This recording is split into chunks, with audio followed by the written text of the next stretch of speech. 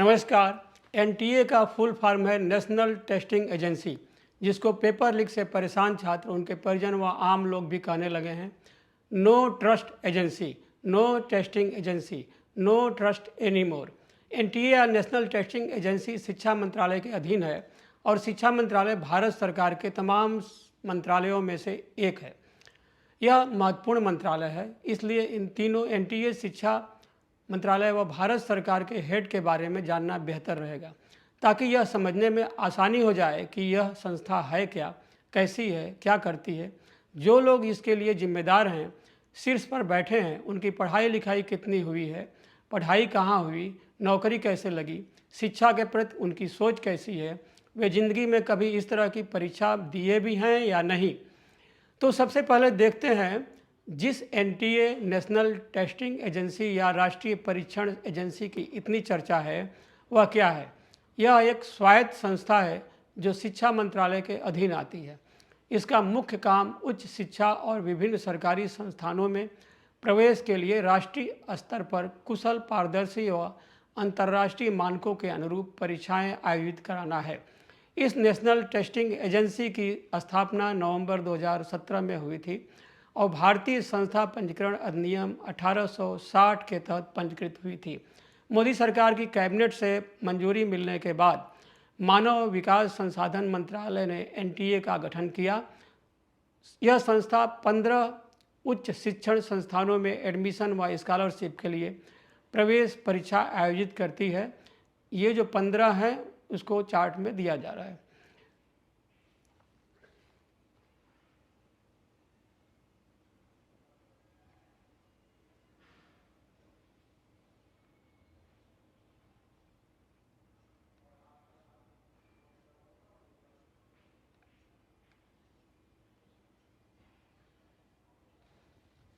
अब चूंकि भारत की जनसंख्या विश्व में सबसे ज़्यादा 141 करोड़ के लगभग हो गई है, तो यहाँ कोई भी परीक्षा हो तो परीक्षार्थी ज़्यादा होंगे ही। यदि कोई भी परीक्षा कराने वाली एजेंसी जो भारत में इस तरह की कोई एक भी प्रतियोगिता परीक्षा कराती है, वह विश्व में सबसे बड़ी परीक्षा एजेंसी कहलाने लगेगी। लेकिन क्वालिटी और साख के मामले में भी नंबर 1 कहलाएगी, यह तो नहीं कहा जा सकता है। जैसे अब एनटीए जो 15 प्रतियोगिता परीक्षाएं कराती है, जिसमें वर्ष 2023 में 1 करोड़ 23 लाख परीक्षा देने वालों ने रजिस्ट्रेशन कराया था, उसका आंकड़ा बता भले ही वह अपने को विश्व गुरु परीक्षा संस्था बतावे, लेकिन जिस तरह से नीट व अन्य परीक्षा में पेपर लीक मामले उजागर हुए हैं, उससे तो वह विश्व की सबसे ज़्यादा पेपर लीक वाली अविश्वसनीय संस्था कहलाने लगी है। 2017 में बनी इस एनटीए को चलाने के लिए एक गवर्निंग बॉडी है। इसमें अध्यक्ष के अलावा महानिदेशक, जो सदस्य सचिव होते हैं, वह सदस्य शामिल होते हैं। इसके फिलहाल अध्यक्ष प्रोफेसर प्रदीप कुमार जोशी हैं। इनके नीचे महानिदेशक होता है। नीट पेपर लीक विवाद बढ़ने पर महानिदेशक पद पर जो व्यक्ति थे, उनको हटाकर दूसरे को लाया गया है। 22 जून को केंद्र सरकार ने नेशनल टेस्टिंग एजेंसी के महानिदेशक सुबोध कुमार सिंह को हटा दिया। उनकी जगह अब 1985 बैच के आईएएस अफसर प्रदीप सिंह खरोला को महानिदेशक बनाया गया है। एनटीए के बोर्ड में सदस्य आईआईटी, आईआईएम, एनआईटी आदि के निदेशक व विश्वविद्यालयों के कुलपति जैसे लोग होते हैं।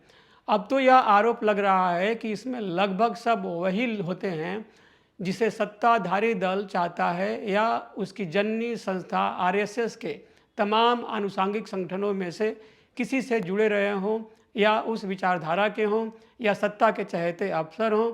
इसका सबसे बड़ा प्रमाण खुद NTA chairman professor Pradeep Kumar Joshi हैं। कहा जाता है कि वह उत्तर प्रदेश विद्यार्थी परिषद के अध्यक्ष रहे हैं। कानपुर से बीकॉम, एमकॉम डीएवी कॉलेज से किए हैं। 1981 में पीएचडी किए। बरेली कॉलेज में लेक्चरर हो गए। 2000 में बरेली कॉलेज में रीडर पद पर थे। भाजपा व संघ के नेताओं की सिफारिश व पाती लिखने पर पद पाते आगे बढ़ते रहे। इसी के चलते रानी दुर्गावती विश्वविद्यालय जबलपुर मध्य प्रदेश में प्रोफेसर हो गए। मध्य प्रदेश लोक सेवा आयोग के अध्यक्ष बने। उसके बाद 2012 से 2016-17 तक छत्तीसगढ़ लोक सेवा आयोग के अध्यक्ष भी रहे। वहाँ भाजपा की सत्ता तथा भाजपा व संघ के नेताओं से घनिष्ठता से प्रदीप जोशी खूब फले फूले और Madhya Pradesh public service commission के अध्यक्ष बना दिए गए। इसके लगभग 8 साल बाद एक आरटीआई से उनके इस नियुक्ति के बारे में पता चला कि वहां तब के संघ के क्षेत्रीय प्रचारक विनोद ने इनको Madhya Pradesh public service commission का अध्यक्ष बनाने के लिए बाकायदे चिट्ठी लिखी थी। यह जानकारी आरटीआई कार्यकर्ता अजय दुबे को उनके आवेदन के जवाब में दी गई थी। डॉक्टर प्रदीप जोशी के लिए की गई सिफारिश में आरएसएस नेता विनोद ने लिखा था, डॉक्टर प्रदीप जोशी अध्यक्ष रहे हैं विद्यार्थी परिषद के। वर्तमान में प्रोफेसर रानी दुर्गावती विश्वविद्यालय जबलपुर में हैं। चाहते हैं संघ लोक सेवा अध्यक्ष बने। नाम गया है। इस नोट की एक प्रमाणित प्रति के साथ ही अजय दुबे को तत्कालीन आईजी कानून और व्यवस्था AK सोनी द्वारा हस्ताक्षरित गोपनीय रिपोर्ट की एक प्रति भी दी गई थी। इस 8 जून 2006 की रिपोर्ट में कहा गया था, प्रोफेसर प्रदीप कुमार जोशी, उम्र 48 वर्ष, प्रोफेसर के पद पर रानी दुर्गावती विश्वविद्यालय में पदस्थ हैं। करीब 2 वर्ष से श्री जोशी डायरेक्टर मैनेजमेंट एवं स्टडी के पद पर पदस्थ थे।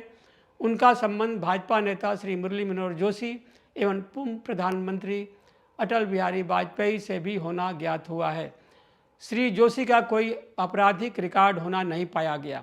इनका चरित्र एवं छवि अच्छी है। वही डॉक्टर प्रदीप जोशी मध्य प्रदेश लोक सेवा आयोग के अध्यक्ष रहने के बाद छत्तीसगढ़ लोक सेवा आयोग के भी अध्यक्ष बनाए गए थे। तब उनकी नियुक्ति को अजय दुबे ने हाईकोर्ट में चुनौती दी थी। लिखा था कि प्रदीप जोशी को संभावित उम्मीदवारों का पैनल बनाने या किसी भी प्रक्रिया का पालन किए बिना नियुक्त किया गया था और उनकी नियुक्ति आरएसएस व भाजपा से उनके संबंधों व उसके चलते सिफारिश के कारण हुई थी। छत्तीसगढ़ लोक सेवा आयोग अध्यक्ष पद पर कार्यकाल पूरा होने के बाद उनको संघ लोक सेवा आयोग का सदस्य बनाया गया। उसके बाद 7 अगस्त 2020 को इसका चेयरमैन बना दिया गया। इस पद पर वह 4 अप्रैल 2022 तक रहे। उसके बाद उनको अगस्त 2023 से 3 साल के लिए एनटीए का चेयरमैन बना दिया गया है, जिस पर रहते हुए वह पेपर लीक मामले में सुनामी बने हुए हैं।